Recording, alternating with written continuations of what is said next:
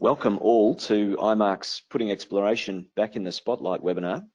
My name's Hedley Widdup, and today we're going to be talking about exploration in the mining industry, some of the key trends, and talking about where we think the industry is going to go with its behaviour towards exploration.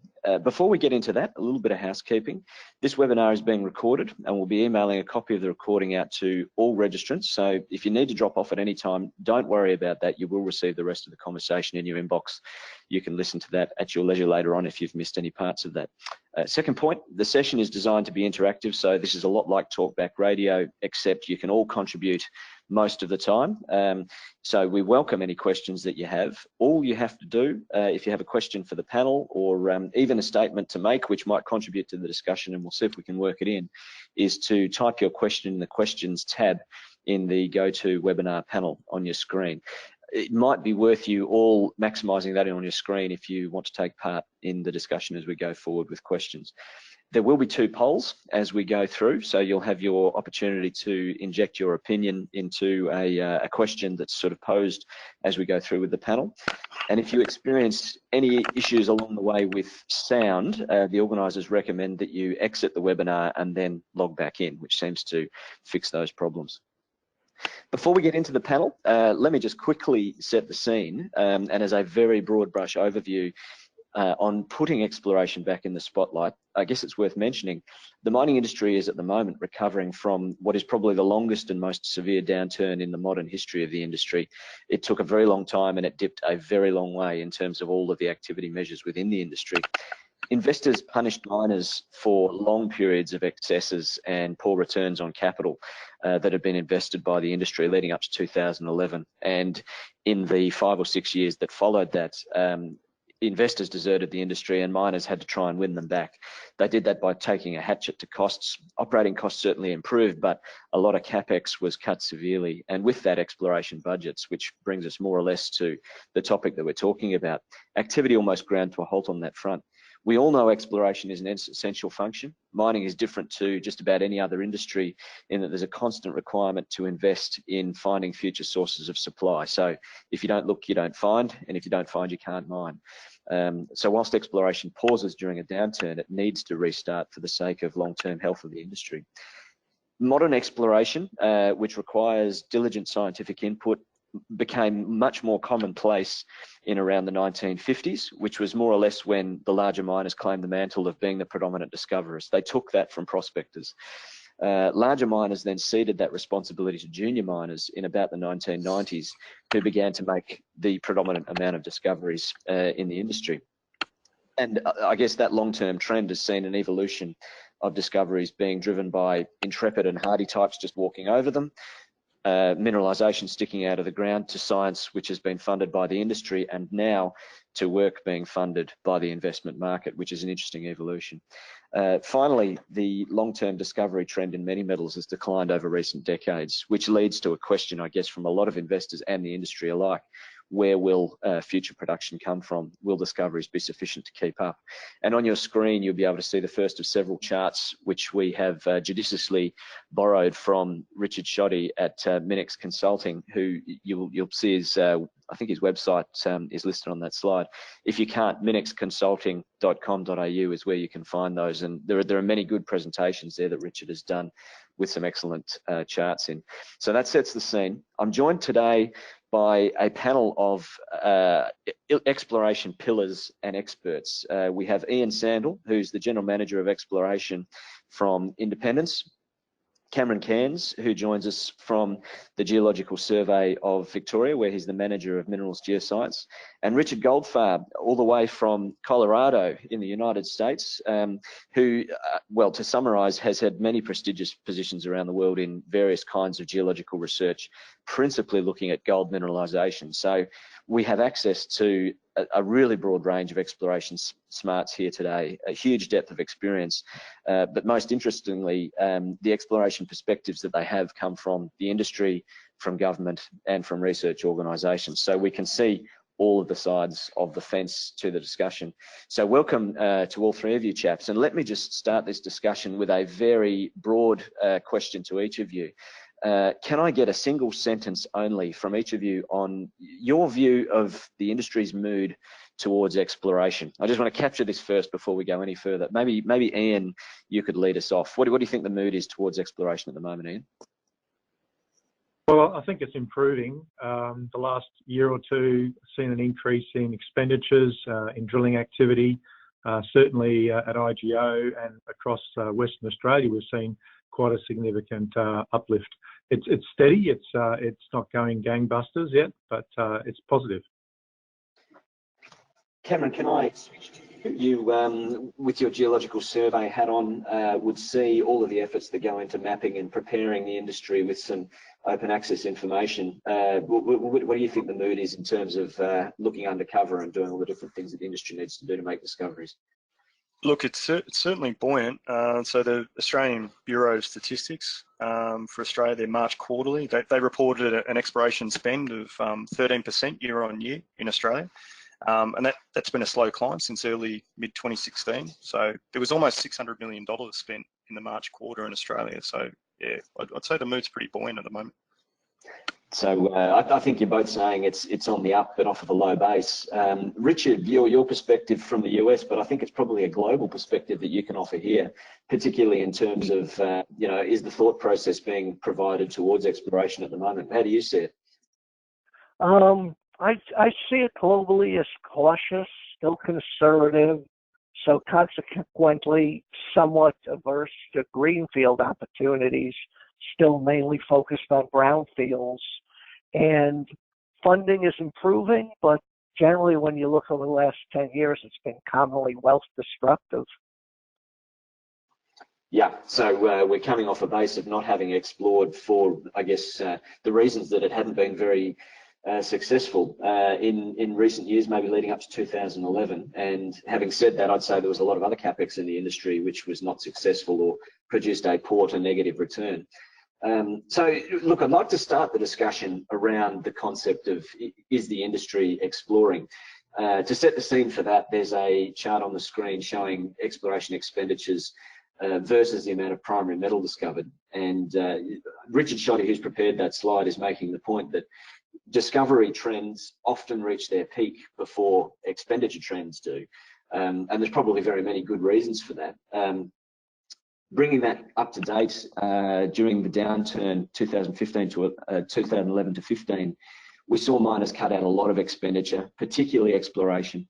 And my observation is that in doing that, a lot of companies actually lost their teams. We had a lot of people leaving long-term positions, and with them, I suspect that discovery intellectual property, the ability to make discoveries, let alone drilling holes and collecting data, the ability to do that left miners.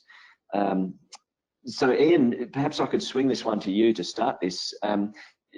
Intellectual property is really important to exploration, to make discoveries. That's far more important, I suspect, than just being able to raise the money. If you get the money, you've got to be able to drill it in the right place. Has permanent damage been done to the industry by the lack of people or the loss of intellectual property going through that really hard period of time? Look, I think there's an element of that. However, I think what we're seeing in this current period, or over the last, say, 5 to 8 years with this downturn, and we saw the same thing as you alluded to in the 1990s, is that a lot of very talented explorers left the major companies and ended up in junior companies and driving discovery success in the junior sector and also the mid-tier sector. So I don't think the great training that the Western Minings and the BHPs of the world during the 90s has been lost. I think is what's been dispersed through the industry in the different sector of juniors and mid-tiers. And we see that kind of reflected a little bit in the discovery history graph that you showed earlier, where the mid-tiers and the juniors have sort of picked up the mantle in terms of discovering the ore bodies for the industry, while the majors have focused very much on maximising the value of their assets through brownfields expansions. My perspective on the screen, on the chart which is on the screen at the moment, is that you get discoveries which stimulate the market. The market then provides exploration expenditure, which explains why expenditure peaks follow discovery peaks, if you like. And Richard Shoddy is very kindly forecasting a forthcoming period of discoveries. I don't know if we're going to see that, but does anyone have any converse theories on why we might see different, offset expenditure versus discovery trends there? Cameron, perhaps I could get your input on that, but I do have a question which is a variant on Ian's for you once you've answered that. Oh, I think you make a really good point, Hedley. I think that's spot on there. Whether it's a case of the neurology, sometimes we hear in our field as well, that's on the back of discoveries being made in either a new area or an area that's been overlooked for some time, and there seems to be a bit of a rush of spend after that. Cameron, whilst I've got you, you sit within the Victorian Geological Survey. There are many organisations like that. I'm just wondering, they have a sort of ongoing role, I guess, in the industry in terms of contributing to intellectual property that generates discoveries. You know, the base level stuff, understanding rock distributions, things like that. Can the geological surveys play a role in preserving the intellectual property, or what Ian said was there is a transfer of intellectual property from the majors to the juniors and the mid tiers. How do you feel about that from the geo survey side of things? Well, definitely in Australia we have a mandatory regulatory reporting for licensees across all Australia, and that government comes in, that data and information comes into the various jurisdictions. It's often centralised. Even Geoscience Australia play a role in that when they draw off those various data sets. So I'd like to think that a lot of that intellectual knowledge lives on in that regulatory reporting. However, I'm not sure if everything is actually reported on, whether some things are held back or missed, and it's also very hard to capture the incredible amount of knowledge that a lot of exploration geologists will have in their heads. Generally, it's one or two people putting together the report. Richard, I don't want to single you out in terms of any sort of ageist comment here, so let me preface this by saying that just judging by our pictures on the website there, it looks to me like you've got far more experience than any of the rest of us, and I mean that as a compliment. Just interested in your perspective here, given that you have been involved for so very long in research which has contributed to understanding why terrains are prospective for gold, how the gold got there, etc., etc. I mean, we're talking about discovery trends and spending trends which come and go as money does, but I suspect that you see things as a continual evolution of learning and understanding. Can you just tell me whether you think the industry has suffered over the last, let's say, 5 to 7 years as as money has flooded out of the industry? Do you think the industry has suffered in terms of its intellectual property and ability to make discoveries, or do you think we're in as good a case? People are really busy, and quite often you see that there's a lack of knowledge or understanding of what even the previous people have done at the mine site or in the district by the previous explorationists, or even by the academic community collaborating with previous people who have been working at the mine site. So I think on a local scale, it sort of sets back exploration as things change. And really what's needed is a corporate commitment, even with the juniors, to funding, say, over a decade or so, of sufficient time to keep together a team and a knowledge in a district or at a mine site, or that intellectual knowledge is actually lost locally and hurts exploration. I think it still stays in our field of science and our field of geology and applied geology, but the loss at the mine site is what I see as worrisome for exploration. It's an interesting point, because we live in this world of fantastic connectedness, better than ever before, but people sitting there on the mine site potentially being less connected to what's going on around them in the academic and research communities, which contributes to how well they can do their jobs. It's a segue then into, I guess, another question.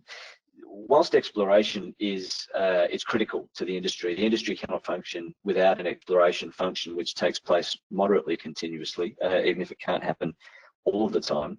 It's highly scientific, requires an iterative and almost creative ongoing thought evolution contributing to it. But it needs to be paired with patient funding. And you just talked then about the industry contributing funding over a sort of a decade scale rather than just, you know, maybe campaign to campaign. Perhaps I could start here with Ian, being the guy who's sitting within the industry at the moment. Where do you see funding coming from in the modern industry? I mean, I guess we could break it down between majors, mid-tiers and juniors, but then there's other participants who can be spending money and contributing to the science here. Ian, where do you see funding most likely to come from in the modern industry towards exploration? Yeah, we're certainly seeing a range of sources of funding and even from government. You know, I guess the co-funding programs we're seeing, the pre-competitive data being collected by not only GA, by the different surveys around Australia and overseas. You know, I think that, you know, the junior sector, obviously when it's firing, it fires really strongly and there's money to be had. And, you know, we've been going through, you know, a little bit of a renaissance in junior spending, but it's certainly not where it has been in the past. Obviously, if you have cash flow, you can make interpretations. I think the future with, you know, scanning of core, for example, with different methodologies, I think we're seeing a lot more automation coming in. I think the future is going to be, you know, along those lines. You know, and I think that it's interesting, you know, when funding is tight, I guess we turn to our people to sort of spend the time looking at data, trying different things, working with software, you know, maybe that partly explains why we see the discoveries are happening, you know, in the upturn, is because you've had this period of time where people have been able to target and work with their data, generating opportunities, and then when the funding starts to flow, we see the drilling activity start up and those targets get tested early on in the cycle. So yeah, I think that, you know, government and industry has a role to play in sort of encouraging that exploration and generating the data sets that we need to be successful. To get cracking. Yeah, look, actually, you make an interesting point there. There's a colleague I work with and separately a chairman of a company who I've worked with in the past, who both had exactly the same perspective towards exploration geologists. And please don't take this as offensive, Ian, but they would make the remark, don't you dare give an exploration geologist $1 to spend during a boom, because it's just going to be splashed, you know, thrown into the wind, more or less. Put a bit of pressure on them, do it in a bust and tell them you've only got one hole and they're guaranteed to make a discovery if there's something there to be found, because they're going to have to think about where they drill that hole for 6 to 12 months before they have the opportunity to do it. So you're right. I mean, people spend a lot more time preparing, and there's a lot more pressure on people to be putting the right science into it when money is scarce, and you have to do what you can without the money. So I guess Cameron or Richard, I don't know if you've got a contribution to make there in terms of how you see money coming into the industry and from what level. Ian has made the point that the mid-tier is quite active, juniors are constrained by the market, and the majors, I suspect, you know, they're either coming or going and spend over longer periods of time anyway. Cameron, from the Geological Survey point of view, you might very well see companies contributing to the preparation of early stage materials, or even requesting those with a bit more of a lively tempo. Have you got anything to say there? Yeah, Ian touched on pre-competitive data sets previously, and I think Australia has a huge advantage in that regard. And obviously I'm here in Australia working now, but I've worked in a number of jurisdictions in industry before joining the survey, and surveys that had no pre-competitive data and no surveys of pretty much any kind. And so to be able to come in and get these baseline data sets, and also see governments applying their hand to emerging data sets, and these data sets that are investigating at the not just the district scale, but at the very regional and deep crustal scale, to give us those inputs for target generation, I think is really, really important. And that's money that's probably not being invested by industry, but at the end of the day, it's coming together too with both industry, government, and also researchers as well. Yep. Look, I'm going to push us along a bit here, because I'd really like to get into talking about what exploration success is happening and what the process is. And there's an opportunity here for the audience to take part in a poll. So let me just launch that. And the question for the audience here is, what do you think is going to have the most positive impact on future exploration?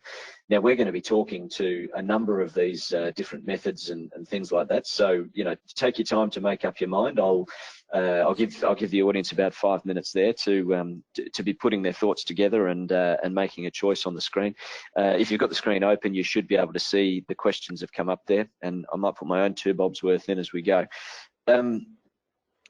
We've seen a positive trend of exploration expenditure and activity over the last 3 to 4 years. The question from my point of view is, has it been successful? The spending has started, have the discoveries started to flow? And I guess the backdrop to that question is, I'm conscious of a long-term trend of declining discoveries in many metals. Gold is one instance. Copper is another big one, being a big market metal that people talk about a lot. Richard, perhaps I could talk to you, because I think with your perspective, particularly given your research participation, work for the US survey for many years, exploration success over, say, 30 years contrasted with the last 3 to 4 years. Do you think the efforts in the last 3 to 4 years have been successful, or are we still waiting for the return on that investment to be presented? I think we're still looking. If you look at exploration, we're spending about $10 billion a year, and over half of that's the majors.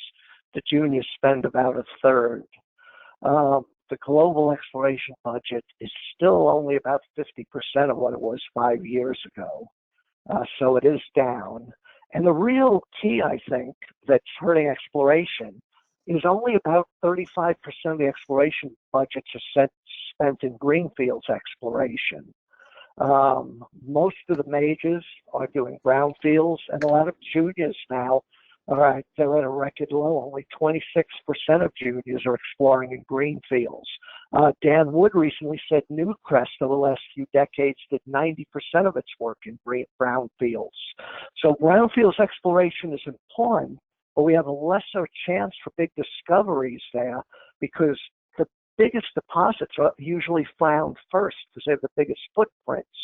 So we need to be devoting more time and taking more chances in Greenfields. And I think that's hurting the exploration. We're going to find new giants. They're going to be the first ones found in Greenfields areas. Let me flip that one to Ian next, perhaps. You've been involved in deploying exploration budgets for independents. I think it was Tech before that. So you would understand how easy or hard it is to obtain a budget and then roll it out onto the ground and generate some success or not, and then what it takes to get your next budget, I guess, off the back of that. How do you think the industry's been going in terms of making discoveries off of what it's been spending in the last little while? Yeah, it's a good question. It's a very hard one to sort of really get your head around in terms of performance. Look, I've spent a lot of time obviously exploring in Australia, but also overseas. And I think Australia's, although it's seen as quite a mature destination, and it certainly has a long history of successful exploration and mining. But I'm encouraged by the successes we've seen over the last decade, and whether it's in known districts, doing Greenfields exploration in areas where there is some endowment. We've seen success in the Gawler Craton with Carrapateena and Prominent Hill prior to that. With Tech, I was involved in the Tina discovery in the MacArthur Basin, quite a large zinc discovery. So these are in known belts and known basins, but they're greenfield discoveries. And I'm encouraged to see, the majors getting back into exploration. With Rio Tinto's discovery up in the Patterson, with the Winu discovery, and we see, other juniors having success also in that part of the world. So, and then you look overseas and you see greenfield exploration, you see what's going on in Ecuador and the success there. And, it is happening. We are fairly early in this upward cycle. So I would expect and hope that over the next few years we'll see more discoveries. Cameron, would you like to add some weight to that? I think you've probably got a perspective of your own as well. Well, I suppose the question, yeah, are we exploring effectively? And I had the recent good fortune experience of being involved in the Amira Uncover Roadmap initiative, where the effort was to bring together industry, government, and researchers to reverse that decline in mineral discovery in Australia and transform modern mineral exploration and reset Australia's exploration maturity clock. So there's lots of lessons in there, not just to take for Greenfields and actually Undercover, but also apply them in mature areas as well. And anyone can jump on and get hold of that online. I'm just spying that we're having a bit of a technical difficulty with the poll there. So if anyone's got an opinion they'd like to make on which of the methodologies they think are going to be most likely to contribute to have a positive impact on future exploration, chuck it in the question panel or even the chat panel, and we'll see if we can come to a conclusion based on audience opinions via that, unless the poll can correct itself in the next little while. One of the points which Richard made, quite interesting there, segues me into a topic which I had a little bit further down the list, but let's elevate it now. Over, say, 120 years of exploration history, we've seen prospectors were the original finders of deposits. There's no real science. It was more just being an intrepid explorer, being out in the bush and walking over something and recognizing it. There became a time when it was just not so easy to make discoveries quite so readily, and science needed to be employed to find things which were perhaps an extension, a repeat, or under a little bit of cover, but otherwise prospective, based on the fact that there was an identified project there. These days, there are loads of really clever techniques available for building prospectivity models. We talked about a few of them before, or Richard mentioned a few, I think Ian did as well, which can lead us to where a target might be and potentially lead to a discovery. But I'm just conscious that over a long period of time, the success of those methods, and there is a chart which we can put up. I'll just tell Lucy, the organizer, which one that'll be in a moment. The way that these discoveries have been made over many years still depends more on extrapolation of known mineralization than on the combination of things like geochemistry, geophysics, and all these really wonderful whiz-bang scientific methods. In fact, I don't think that the trend of discoveries being influenced by those techniques has really changed all that much over a number of decades. We're still dependent on extrapolation. So what I want to ask the panel, as practitioners and thought leaders there, is what do you see as the areas of potential game changers for exploration, and more importantly for making discoveries? And Ian, again, given that you're sort of on the cutting edge of spending the money here, perhaps you can give us a perspective of that. I don't know if it's a favourite technique, one that you haven't tried yet but you want to try. Perhaps you could just enlighten us there. Give us a technique or a concept here that you think could change the game for discoveries. Yeah, look, I mean, there's no silver bullet, is there? That you have to use a combination of things, and sometimes you have to also take a risk and drill a hole. Certainly at IGO, we're putting a lot of effort into, you know, some incremental improvements in technologies and techniques, things like electromagnetic surveying, using, you know, better sensors, trying to push the boundaries with, you know, depth penetration. And I guess if there is a kind of game changer to some degree for the mineral sector, at least, probably the one I'd point to would be 3D seismic, you know, which is not new for the oil and gas industry, who've been using it for quite some time with great success. But we've been employing this methodology more in a brownfields environment. First, we employed it at Long. We did a survey with our partner Anglo Gold, Shanti, up at Tropicana, and more recently we did a large survey at Nova. And it's really opening our eyes. It does give us a step change in terms of the depth penetration that we can explore. And again, it's probably not something you're going to use in a greenfield environment, but it's certainly got a lot of value in the brownfields environment to map your geology in 3 dimensions and generate drill targets. But there's incremental improvements in geochemistry as well. So we're trying to use all of these techniques to better our chances.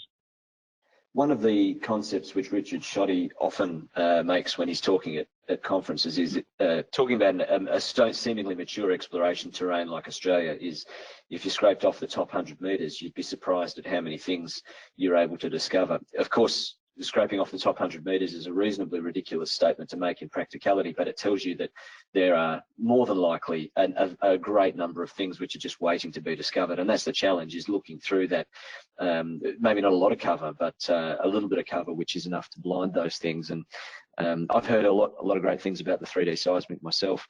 Richard, I'm going to flip to you again, based on your long-term involvement in the sort of thought process of what puts ore bodies in the ground, what geological processes, and understanding those can lead you to the discoveries. Can you give us your perspective on the sorts of things, game changes that could occur? And it doesn't matter who in the industry has to be doing this, but I'd just love to know what you think could make a contribution to discovery success in the future. Well, I think it's what you and Ian said. Historically, discoveries have been made by prospecting. And now we're looking in the 1 to 2 kilometers undercover for both brownfields and greenfield discoveries using geology at the surface, but mostly geophysics, and whether it's leakage geochemistry or various other types of geochemical pathfinders to look in areas we haven't looked for. The new areas to explore are the undercover areas. I think whether it's a MIRA projects, whether it's projects by the USGS here in North America, the new targets are going to be the undercover targets, and those are what we haven't touched in the past. As far as this world map, and a lot of places are closed. You look in Russia, Richard, I think we're losing you there, mate. What? Sorry, Richard, we lost the tail end of your answer there. I think I know where you're going with it, giving a couple of examples there. Can you still hear me? Yeah, I hear you now. Terrific. We're looking in the right places undercover, but a lot of the world is actually closed to mining at the present time for Western companies or their societal issues. You look in North America, we discovered Pebble, we discovered Donlin Creek. They're both supergiant deposits, but there are issues with those. So industry's looking at the right places, but at the same time, we have to deal with many other issues today. The right places are continually changing. Yep. Cameron, there's been a renaissance of sorts in Victoria, which is your and my home, in gold exploration.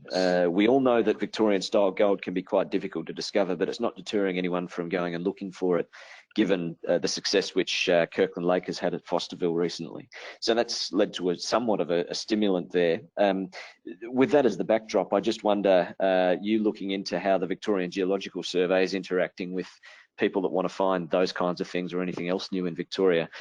What's your perspective on what could create a game changer for exploration and discoveries? Look, I think Fosterville's a great example of Brownfields' success story. It's come largely through an appetite to drill and drill systematically to really understand the not just the ore body, but the greater ore system. And it looks like they're not done there yet. So there's lots of historical workings in Victoria that could do with a little bit of that, and we see that. But I suppose the thing I'd say is that and this goes for all the surveys in Australia, there's an incredible amount of knowledge and data that resides within the surveys that for the large part is freely available. So while we get visited by companies, I suppose I'm a little bit surprised we don't get visited more often in terms of, we touched on before about working smarter and more efficiently. And I could see companies accessing and leveraging that skills and knowledge across the nation to improve their discovery rates. I think a lot of companies can be quite protective of their IP when it comes to that kind of thing, and perhaps that explains it, even though they're hiding it from government, perhaps rather than their competitors. You know, it's an interesting one, that, because we've seen some examples of people opening up their IP to see if that could work for them. Before we move off of the section of the discussion we're on, I guess we've sort of talked about the difference between brownfields and greenfields, and I suppose there's a question there, perhaps it's an open question for everybody, is that, I mean, are we looking in the right places? We've seen this evolution from prospecting to extrapolation. Everybody's made an allusion towards most of the spend is on brownfields rather than greenfields, and it's almost as if the purse strings are being guarded by investment bankers and not explorers. Ian, I'm sure that you'd love to be generating some conceptual targets if you had unlimited funding, but just, you know, from inside an explorer, how hard is it to justify a greenfields budget? Who is it that's saying, I don't want you going doing these risky things, or I do want you doing extrapolation work? And you don't have to name names, but, you know, give us a sense of where the purse strings are guarded there. Yeah, well, I'm very fortunate to have a board and management and senior management that understand exploration, and IGO has a long history of successful exploration. So, you know, I'm lucky to be in a company that does understand the game, and they understand the risks as well, and the timelines that are needed. And but look, you know, it's always a balancing act when you've got assets that have a limited life. The pressure is always there to extend mine life and to continue to explore in the near mine environment. It's no different where I am now, and it's no different to where I was previously. But it's great that you know, it's companies who do support greenfields exploration at the same time and get that good balance between the two. As it was pointed out earlier, you know, the brownfield environment is a diminishing search space, and we hear John Hronsky mention this many times. You need to get out into greenfield areas if you really want to make a new discovery, a brand new system, and open up a whole new, you know, potentially a whole new province as well. You know, we've seen that happen in the past with, you know, Nova's a good example, DeGrussa, obviously Tropicana a bit further back. So, you know, people are prepared to venture out into new areas, can reap the rewards, particularly if they're first. Yeah, and can control the district as well. If you generate that first IP, therein lies the opportunity. So, look, I'd like to move from what we've been talking about to funding and partnering. And there's a question up there that's actually an answer to a poll from Matthew Gill. Hi, Matthew, thanks for tuning in. His point on what will make the biggest difference is the most positive impact on future exploration will be for the nimble, genuine explorer to have access to funding that's critically needed, and for that to come from stewardship and leadership from a supportive investment market. And I think that makes the same point that you're making there, although from a different perspective, being a junior company rather than a mid-tier there. I suppose the market needs to understand the reward as well as the process that needs to go into exploration, product, as well as the roadmap of how you get there. I want to talk about exploration funding and partnering, and this will bring us towards the end of the webinar. There is a second poll which we can launch. It looks as if the tech is in place for us to be able to run this poll, and we'll see how we go. And the question to the audience here is, based on market trends, including access and resources, who do you predict is likely to make the next big discovery? And if I had to predict what Matthew Gill was going to answer to this, I'd say he'd be probably saying junior. He might even give us a name there, but for everybody else, have a crack at that one. Tell us if you think it's likely to be a big, small or medium-sized company, or even a combination of the two. And that brings us into you know, where exploration funding is coming from. I can see a junior market which is incredibly stressed in terms of raising money at the moment. That's tightened up over 18 months. There was a window they could raise money before that, and I don't know when it's going to open up again, although I'm certain that it will.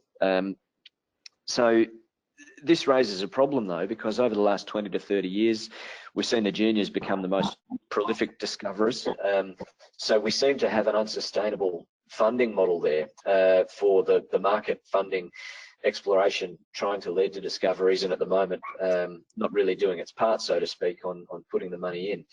And over the past 2 to 3 years, we've seen what appears to me to be a rising trend of junior companies partnering with either major or mid-tier miners. I'm not sure, Ian, if IGO has any JVs or investments in juniors, which are an example of this. There's certainly a number of companies which have done these.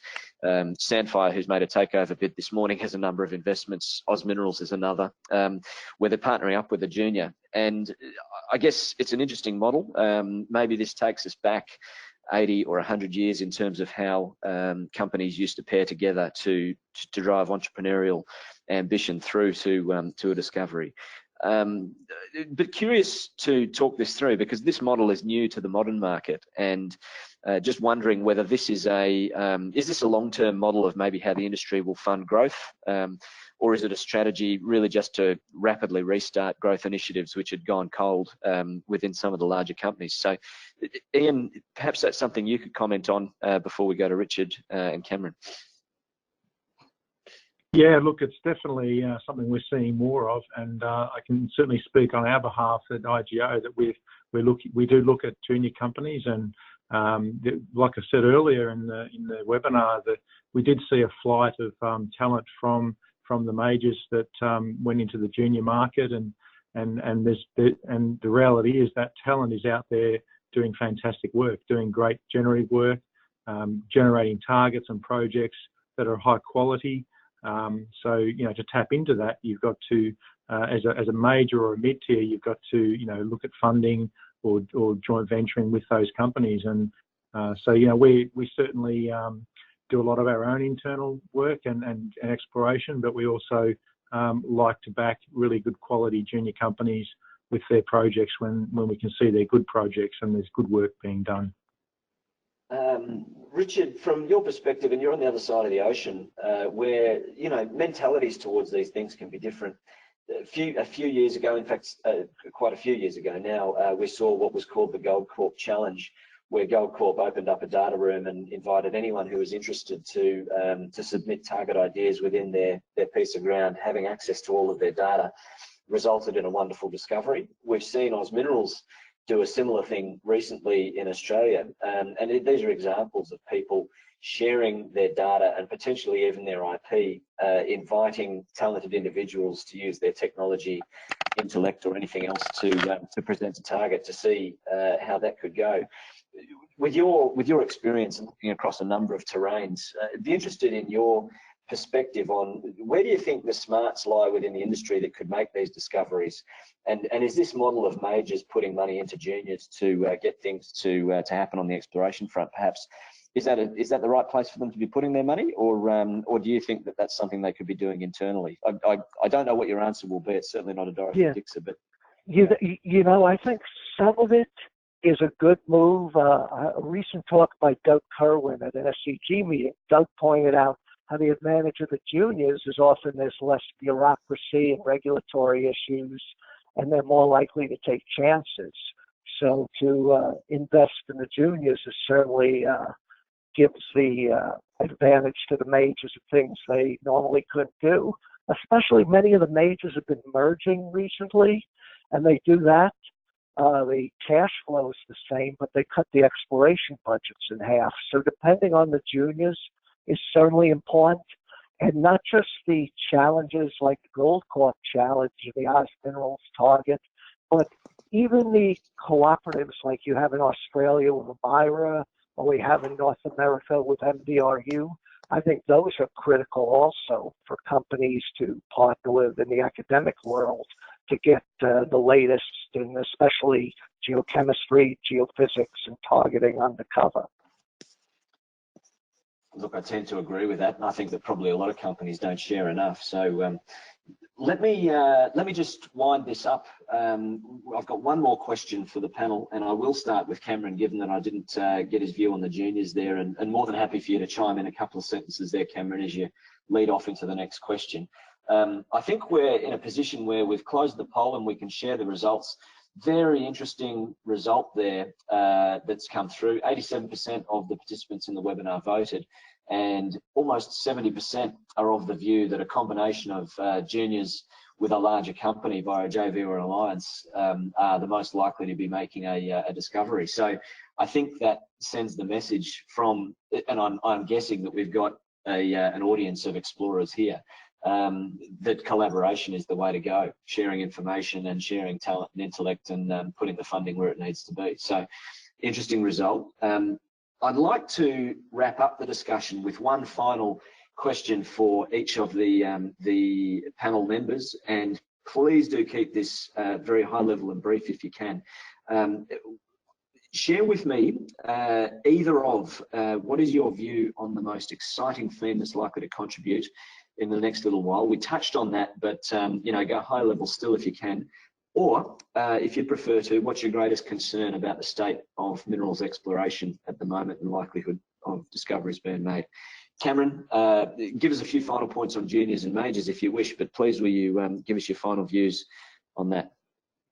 Oh, I might just jump straight to the concern about minerals exploration. I suppose for me is, I may be a bit of a traditionalist, but it's balancing the geoscience fundamentals that we, especially those that we gather as part of our degrees and study, with new directions in the mineral exploration industry. So new technologies, different types of people that are going to be integrated as part of exploration teams going forward, and using those to apply them to discovering that next generation of deposits, because the fundamentals like mapping and core logging will still have a place to play, even in the emerging technologies, and getting to that value creation, I suppose, recognising how important that is to increase the discovery rates. You've still got to be doing the geology right. It doesn't matter how many computers are involved. Yep, totally agree. Richard, what's your perspective, either most exciting theme or greatest concern? The most exciting thing is going to be we're going to be exploring differently than we have in the past. We're not going to prospect. We're going to be exploring undercover. People talk about deep sea minerals, space minerals. That'll be decades in the future. But looking undercover on the continents is going to be the exciting change in the future, using geophysics and geochemistry. And I fully agree with Cameron on the greatest concern. The lack of field skills is a huge issue facing exploration, especially here in North America. Geologic surveys are losing their mapping skills. Universities are doing away with field courses. Exploration geochemistry, which I was involved with when I was with the USGS, is a field that is sort of disappearing. So the basic skills, keeping in our exploration industry and getting the young people with those skills into the industry is critical. Thank you, Richard. Couldn't agree more. And Ian, you're a guy who does know how to find things and has put these things into practice. Can you wrap us up with either the biggest opportunity to the industry there or your greatest concern? Yeah, I'll certainly agree with the comments that the previous speakers talked about, and I'll certainly reiterate those. In addition to those, I think the exciting theme for me is, you know, in a data-rich environment, such as a near-mine environment, or even in Australia in general, where we have a lot of data readily available to anybody who has the ambition, is really the AI area and the area of integrating data, analysing data, and interpreting data. And I think that's a whole new area that's developing. As we go forward, it's going to become more important. But you never dismiss the raw skills of the geologist and the geophysicist, but just having that computer power to look at data and to interrogate data is a space that we're going to see a lot more of.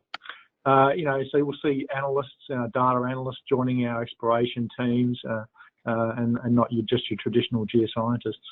On the challenges, you know, I think one of the concerns that we're seeing, and this is not a new theme by any means, is it's just access to land. You know, the red tape and the green tape that's choking the industry, and particularly in some of the more mature jurisdictions such as Australia and Canada and so on.